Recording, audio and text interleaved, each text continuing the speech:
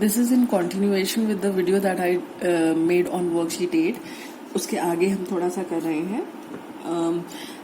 आपको जो first question दिया हुआ है that is in the above example write the values of x and y for the unique solution in the graph.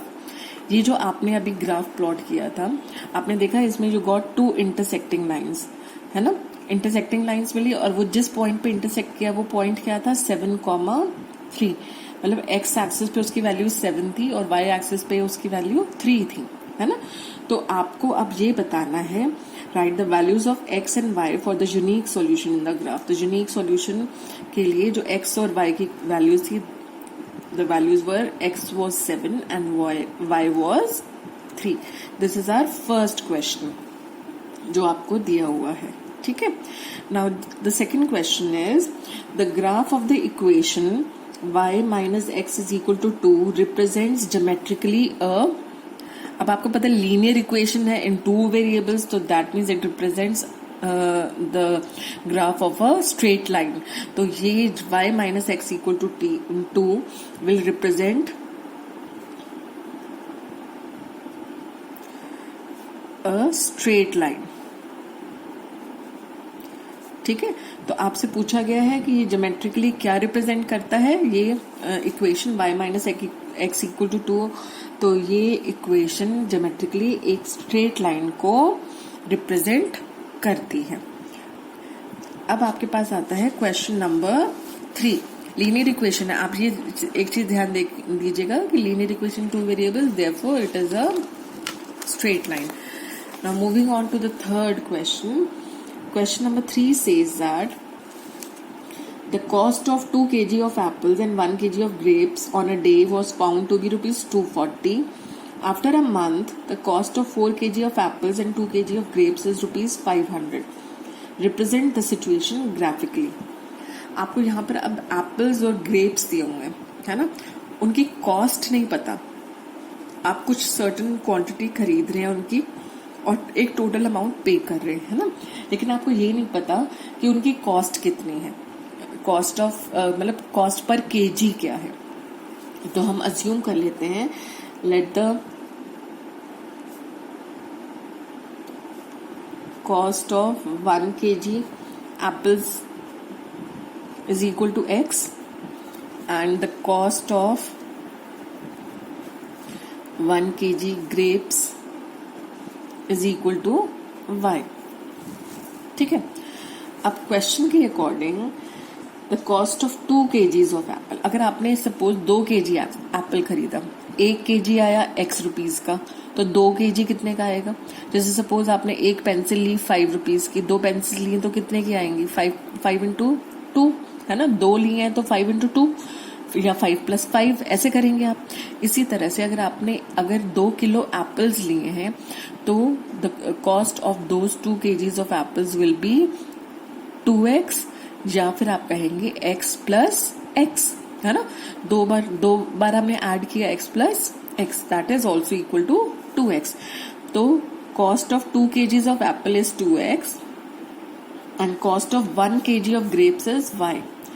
और ये total cost कितनी बन रही है रुपीज 240. ठीक है. टोटल उसने कितना पे किया rupees 240. This is the first situation. अब सेकेंड सिचुएशन में after a month the cost of 4 kg of apples and 2 kg of grapes is rupees 500. एक महीने बाद उसने 4 किलो एप्पल खरीदे. अब 1 किलो एप्पल की कॉस्ट हमने क्या एज्यूम की है x, तो 4 किलो की क्या हो जाएगी 4x.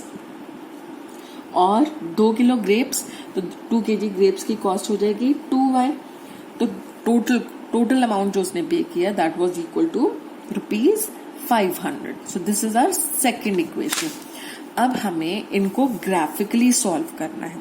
ग्राफिकली सॉल्व करने के लिए you will have to make the table, है ना. तो हम क्या करते हैं, let us draw the table for the first equation. अब मैंने आपको ग्राफ बनाना बताया था, ग्राफ का टेबल बनाना सॉरी. तो टेबल बनाने के लिए जो शॉर्टकट मेथड है हम वो अपनाएंगे. इसके लिए हम पहले एक इंटीग्रल वैल्यू फाइंड आउट कर लेंगे x और y की, और उस इंटीग्रल वैल्यू को फिर हम आगे फर्दर क्विकली सॉल्व कर सकते हैं अपने इस शॉर्टकट मेथड से। अब इसके लिए एक वैल्यू फाइंड आउट करने के लिए आपको पता है, अगर सपोज मैं y को देती हूँ value, if suppose y is 20, y is 20, तो 2x plus 20 is equal to 240 हो जाएगा। तो 2x is equal to 240 minus 20, that is 220, तो x हो जाएगा 220 अपॉन 2, दैट इज 110। तो अगर y 20 है तो x हमारा 110 होगा। ठीक है, अब नेक्स्ट स्टेप क्या था, x के आगे लगाना है प्लस का साइन, y के आगे लगाना है माइनस का साइन। x के आगे y का कोफिशिएंट, y के आगे x का कोफिशिएंट। ठीक है, नाउ इसको करने के लिए अब आप क्या करेंगे, इसमें आपने 1 ऐड किया और यहां से 2 सब्ट्रैक्ट किया, यहां 1 ऐड किया और यहां 2 सब्ट्रैक्ट किया। ठीक है, इसको आप वेरीफाई भी कर सकते हैं। अगर आपको क्रॉस चेक करना है तो हमें पता है 2x plus y is equal to 240, 2 into 111 plus y की value 18, this is equal to, ये हो जाएगा 222 प्लस 18, 222 में जब आप 18 ऐड करेंगे तो आपको 240 मिला, है ना। तो आपकी वैल्यू वेरीफाई हो रही है, दिस वैल्यू इज करेक्ट। इसी तरह से आपका जो सेकंड इक्वेशन है that is 4x plus 2y is equal to 500। अब जब हम इसको सॉल्व करेंगे तो हमारे पास आया, दिस इज, अगर आप ग्राफ प्लॉट करेंगे इसका तो उसके लिए टेबल बनाने के लिए हमें पहले x और y को वैल्यूज देनी पड़ेंगी। क्या हम एक काम कर सकते हैं कि हम इनमें से 2 कॉमन ले लें, 2 कॉमन ले लिए तो हमारे पास बचा 2x plus y is equal to 2 into 250, so I get 2x plus y is equal to 250। This is my second equation. ठीक है, तो मैं इसका ग्राफ जब प्लॉट करूंगी तो this will be, x y को मैंने सपोज वैल्यू दी 30, तो मेरे पास आया 2x plus 30 is equal to 250, that means 2x is equal to 250 minus 30 which is 220, तो x मेरा आ जाएगा 110। तो अगर y 30 है तो x मेरा आ रहा है 110। अब फिर मैं वही काम करूंगी, x के आगे प्लस का साइन, y के आगे माइनस का साइन। तो अब मेरे पास x के आगे y का कोफिशिएंट और y के आगे x का कोफिशिएंट। हर बार इसमें 1 ऐड करना है और इसमें से 2 सब्ट्रैक्ट करना है। ठीक है, तो ये मेरा टेबल बन गया। लेकिन before starting with the question हमें सबसे पहले क्या चेक करना चाहिए था कि इसका किस तरह का सॉल्यूशन आने वाला है ना। मैंने आपको बताया था कि सबसे पहले जो हमें चेक करना है वो ये है कि what are the ratios a1 upon a2, b1 upon b2 and c1 upon c2, इनका आपस में रिलेशन कैसा है।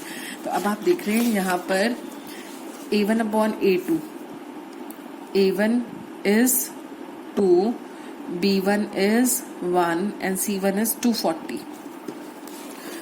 तो a1 है 2, b1 है 1 and c1 is 240। Second equation में a1 is a2 is 2, b2 is 1 and c2 is 250। तो यहाँ पुट करने पर 2, 1, 250। तो आपने कुछ ऑब्जर्व करा कि a1 अपॉन a2 का रेशो आया 1, b1 अपॉन b2 का रेशो भी आया 1 एंड दिस इज 24 अपॉन 25। तो a1 upon a2 is equal to b1 upon b2 is not equal to c1 upon c2। तो ये कौन सी सिचुएशन होती है, हमने अभी डिस्कस किया था, this is the situation when there is no solution, when the lines are parallel, है ना। तो इसका मतलब ये जो आपको 2 पेयर ऑफ इक्वेशंस दी हुई हैं, these 2 equations will form parallel lines। और आपको कोई भी सॉल्यूशन नहीं मिलने वाला, because a1/a2 is equal to b1/b2 and it is not equal to c1/c2। तो आप जब इसका ग्राफ प्लॉट करेंगे तो आपको कोई भी उसका सॉल्यूशन नहीं मिलेगा। तो हम ग्राफ इसका प्लॉट करके देखते हैं,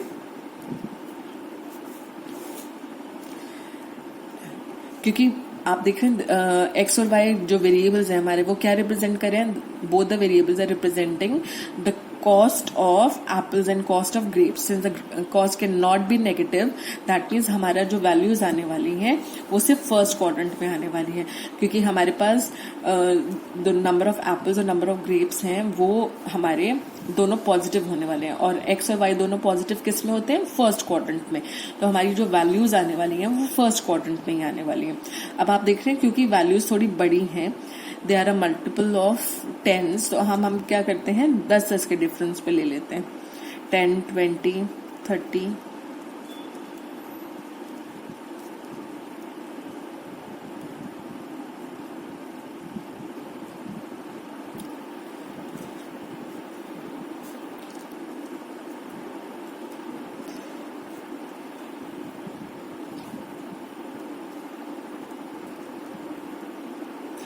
तो जो फर्स्ट ग्राफ है उसमें आप देख रहे हैं आपकी वैल्यू x की आई 110, तो उसके कॉरेस्पॉन्डिंग y की वैल्यू है 20। ठीक है, उसके बाद x की वैल्यू है 111। यहाँ पर आपके 10 स्पॉट्स होंगे, है ना, आप 10 मार्किंग्स होंगी, उनमें से आपने फर्स्ट मार्किंग जो है इनके बीच की वो लेनी है, तो आपके पास वैल्यू आ जाएगी 18।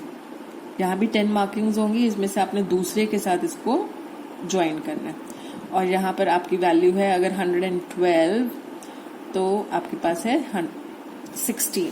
तो आपका ग्राफ कुछ ऐसे जाकर बनेगा।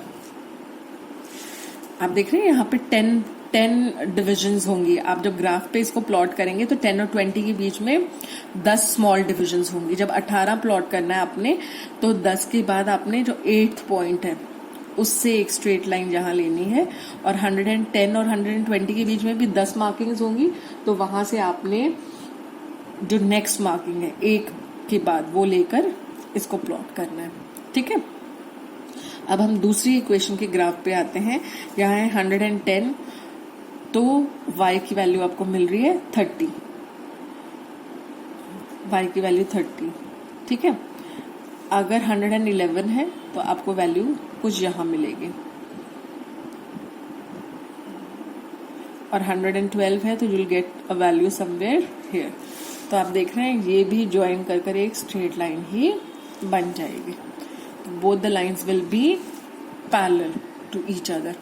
अगर आपको ये जो हमने ग्राफ बनाया, जो टेबल बनाया, इसमें आप देख रहे हैं कि वैल्यूज का जो डिफरेंस है दैट इज कमिंग, एक्स की वैल्यू सिर्फ 1 के उससे डिफर कर रही है। तो अगर आप थोड़ा सा और कन्वीनियंटली ड्रॉ करना चाहते हैं तो हम 10 के गैप पे भी इसको ले सकते हैं। तो हम एक और ग्राफ प्लॉट कर सकते हैं जहां पे सपोज आपके पास अगर वैल्यू है 2x + y is equal to 240, तो आप जो अपना टेबल बना सकते हैं उसमें x और y को वैल्यूज इस तरह से दे सकते हैं कि वो 10 में आ जाए। जैसे सपोज आपने x को y को वैल्यू दी थी, let us take the value of y to be 40, तो 2x + 40 इज इक्वल टू 240, तो आपके पास आ जाएगा 2x इज इक्वल टू 200 और x इज इक्वल टू 100। ठीक है, इसी तरह से 2x प्लस यहाँ पर अगर मैं वैल्यू देती हूँ उसको 60, तो आपके पास आ जाएगा इफ y is 60, तो 2x is equal to 240 minus 60 which is 180, तो x हो जाएगा 180/2 मतलब 90। ठीक है, इसी तरह से अगर आप y को वैल्यू देते हैं 80, तो 2x + 80 is equal to 240, that means 2x is equal to 240 minus 80, तो 2x इज इक्वल टू 160 और x is equal to 160/2 that is 80। तो आपके लिए ये वैल्यूज एक सेट ऑफ वैल्यूज ये भी आप इस तरह से भी ले सकते हैं। ठीक है, और दूसरा आपका ग्राफ था 2x + y is equal to 250, इसके लिए आपकी कॉरेस्पॉन्डिंग वैल्यूज क्या आ जाएंगी? अगर आप y को वैल्यू देते हैं सपोज 30, तो आपके पास यहाँ आ जाएगा 2x + 30 इज इक्वल टू 250, तो 2x is equal to 250 minus 30 that is 220, तो x की वैल्यू आ जाएगी 110। इसी तरह से अगर आप इसको 50 देते हैं तो आपको इसकी वैल्यू मिल जाएगी, 50 माइनस किया तो 200, तो यहाँ आ जाएगा 100, और यहाँ अगर आप 70 देते हैं तो देन यू विल गेट 90। तो आप ग्राफ को इस तरह से भी प्लॉट कर सकते हैं जब आप 10-10 के डिफरेंस पे ले लें। 10, 20, 30, 40, 50, 110, और यहाँ पर भी हमने 10-10 के डिफरेंस पे लिया।